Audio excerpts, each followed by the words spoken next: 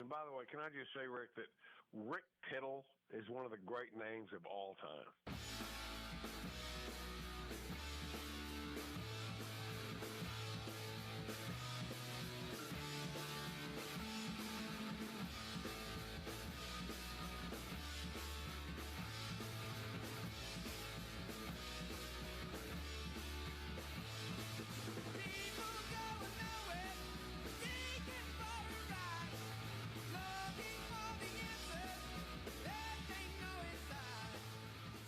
Don't be getting your granny panties all in a bunch. We got Rick Tittle up in here. All right, thank you for that. And if you're looking at YouTube or twitch.tv, you see the very lovely and talented Vaughn Decarlo, who is here because she's headlining the Punchline tonight only. Get out there, 7:30 at night. I want to get into your radio and Sirius days, but you also have a book. Yes. Please thank tell you us. for reminding me. Yes. I left it in a suitcase. Mm-hmm. Yes, I have a book. It's called Fine Over 50. And there's a little tag above the title that says, "You will be fine over 50." Was it originally hella fine over 50? An obvious play on words, right? Yeah. And Gen X, we're killing it out in these Mhm. streets. We look good. We look young, but Mhm. we act old. We act old. It's Yes. a book of things that I've pulled together, insights and wisdom. What has kept me strong over the years? Why don't you look like what you've been through? Well, it's grounded in a certain spirituality and belief in God. And my mother gave me my faith and my funny. And the year I was turning 50, she passed. I'm sorry. And this, excuse me, 2024 was the hardest year. And I feel like God just dropped this book in me. And I was like arguing, like, I'm not about to tell everybody I'm 50. My casting age is 40. And it just got to 40. Right. My casting age has been between the ages of 35 and 40 for so long. I can't get work at 50, but whatever. So the book is for anyone. It's an encouragement that aging is not something to fear. It's something to flex. Don't lie about your age, especially women. And this book encourages people at any age, if you're fearing 30 or 40 or any age, that you will be fine.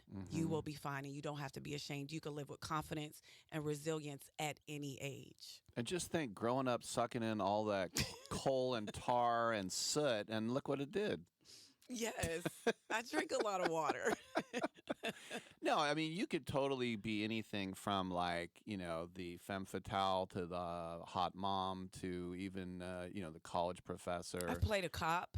Yeah. Oh, yeah. I've played a cop before in short films. Yeah. All right. I've had a lot of different roles over my years. Yeah. For sure. So did you take to acting like a fish to water, or did you have to go to school for that? Oh, no, I studied all through New York. Like, my stomping grounds in New York when I first got there, I was, as they say, a jack of all trades, Where'd you master live, of by the none. way? I don't know. Were I you- started on the Jersey side of the water, and I eventually made my way into New York. I honestly was terrified.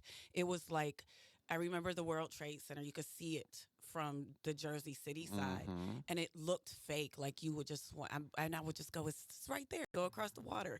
But I had so much fear. So it took me so long to actually start doing anything, and I'm glad that eventually I got over my fear and insecurities and imposter syndrome, but it's not something that just goes away. I wrote about that in the book. But you had to have a lot of confidence just to get out there. Yes and no. Like, confidence is something that people think you just have and you just live in it. It's something that it goes away. Like, you could have full confidence right before you go on stage, and then something happens. You may see someone, someone shifts your energy for whatever reason, and then you have to find the confidence again. It's not a fake it till you make it thing. It's you have to be your own cheerleader and remind yourself that you are okay. Like, this moment is not going to define your worth if it goes well or if it doesn't. All right, let's talk about, by the way, we're with Vaughn Decarlo. She's headlining the Punchline, punchlinecomedy.com for tickets. I was telling you when Sirius started and they needed a sports talk show, and I jumped in, and I told you we watched the satellites launch from Kazakhstan. We go way back with them. You were also a trailblazer on Yes. Sirius. So tell us more, please. Yes, my face should be on the wall. I need awards. No. I was the first woman and the first comedian to host her own show on Sirius XM NBA channel. It was a comedy sports show. I pitched the idea. It was based on my podcast I had at the time called Coach Vaughn Podcast, which is just a mix of comedy and sports. And every comedian I know thinks that they actually are coach level. And as a Knicks fan, as a New York Knicks fan, every person I know who's a New York Knicks fan think they are better than the coach and can run the team. So that was my show, and I would bring comedians on, and we would chop it up about basketball as if we were the owners of the team. And I still believe I own the Knicks. Well, let me throw this at you because I, as someone who grew up in 3,000, not 3,000, but very, very far away from, I grew up here. I have so much admiration for Mike Tomlin, and they ran him out of town. Your thoughts? Oof. I mean, only 3 coaches your whole life. Yeah, that's the sad thing about sports. Like I'm a loyal person, and Pittsburgh is a loyal place. So when people do good, you want to hang on to them forever, right? And let me tell you something about Pittsburgh. Sports is more important than education. Sports is more important than anything that you can think of. Sports first, specifically football. Like when I go, I tell people I'm from Pittsburgh on stage, I get booed immediately. Especially in Philly. Philly is where it first happened. How did you know that? Philly, that's where it first happened to me, and it shook me at first. And I was like, whoa. And then I just played with the crowd. I was like, I don't play football, right? Like, relax. I'm not even a football fan. I mean, I get it. And then I said, I'm actually a basketball fan. Go Knicks. And they were like, boo! I said, come on, give me more. Let's go. Yeah, because there's no basketball team in Pittsburgh. I think the last time they had a professional basketball team was in the 50s or something. Yeah. But being that, I was born and raised in Pittsburgh, but my comedy was born and raised in New York. Sure. So I could be a Knicks fan, Knicks fan for life. Yeah. But when you say you're from Pittsburgh, I was just at the Cleveland Funny Bone. Same thing. And but now I know the Browns, I know this is going to happen. The Steelers, So I play with it now. So the host said, "You want me to say where you're from?" And I said, "No, I'll take care of that." And when I get up, it's Cleveland Funny Bone. This is just like a month ago. And I said, the host asked me if I wanted to reveal, tell you guys where I was from. I said, I will handle it because I know how you guys are. I know you're petty. I know. And so I said, if I tell you where I'm from, you're not going to boo me, right? And they were like, where are you from? Where are you from? I said, don't boo me. I know they're going to boo me. And I said, now, don't be petty. I'm from Pittsburgh. Boo, boo, boo. I said, come on, bring it on. Bring it on. Bring it on. I'm like, I'm not a linebacker, okay? I don't play football. Everybody relax. Did you have a terrible towel in your house? My mom was a huge Pittsburgh Steelers fan. And again, she passed in 2024. My sister came out with my niece and nephew last year to see the Pittsburgh play again. Who did we see? I think the 49ers. Where did we go? Oh my God, my memory. Anyway, my sister brought my mom's terrible towel and gave it to me as a gift. I didn't want it though. I was like, I don't want this responsibility. Take it back home. Like, I'm a comedian. I'll lose it. It's going to be in the hotel somewhere.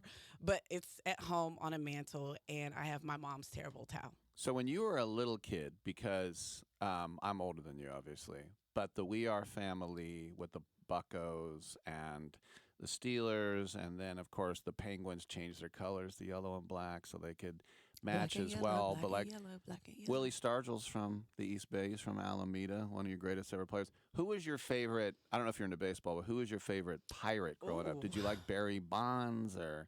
That's a good question. I do in our projects we had the Roberto Clemente Center where everybody would. That's where I learned how to play pool.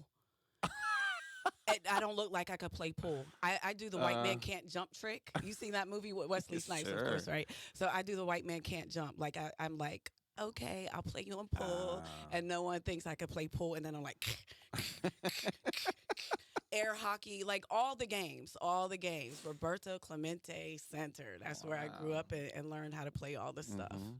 So, and then I'm interested, like when you went to New York, because I think you said you lived in the Jersey side, and then a lot of comedians will go to like Crown Heights or somewhere else in Brooklyn, and then like some will even the white guys, they'll live in Harlem because it's cheaper. Did you move around the island, or were Well, you? my daughter's father was from the Jersey side of the water, and my daughter was really young, so I raised her on the Jersey side of the water, and I would go in. I part-timed the business, when my daughter was young, with intention that once she's older, I could give what I'm doing full-time attention. So I was on the Jersey side of the water until she was in high school, pretty much.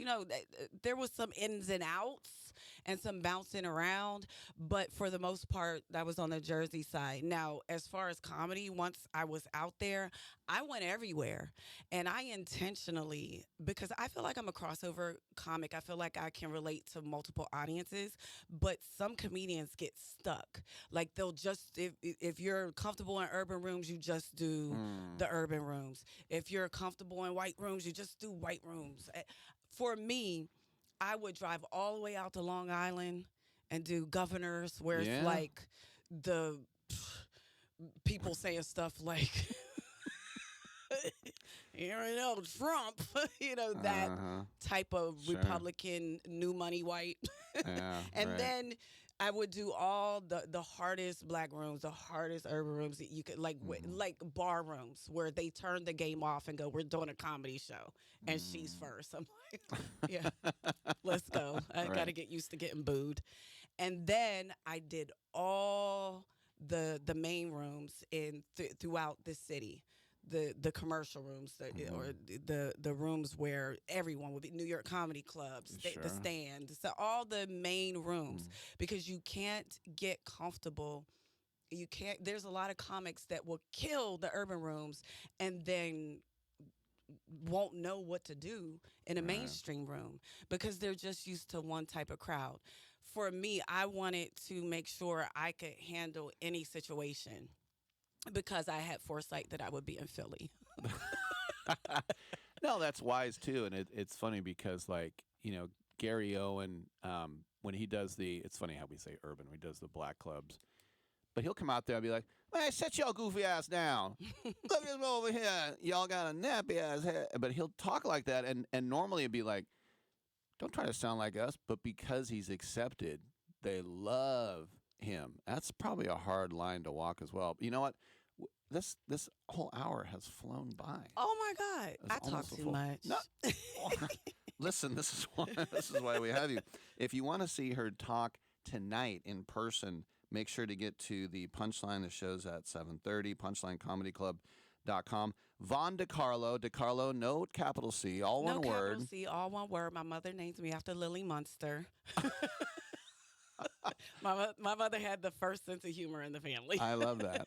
Thank you so much for coming in. Thank you for having me. I miss radio so much. I oversaturated your ears. No, you didn't. That's Thank not you enough. for having me. We want more. Come back again. I will come back next time I'm here. Awesome. I'm Rick Tittle. We'll take a quick break. Come on back.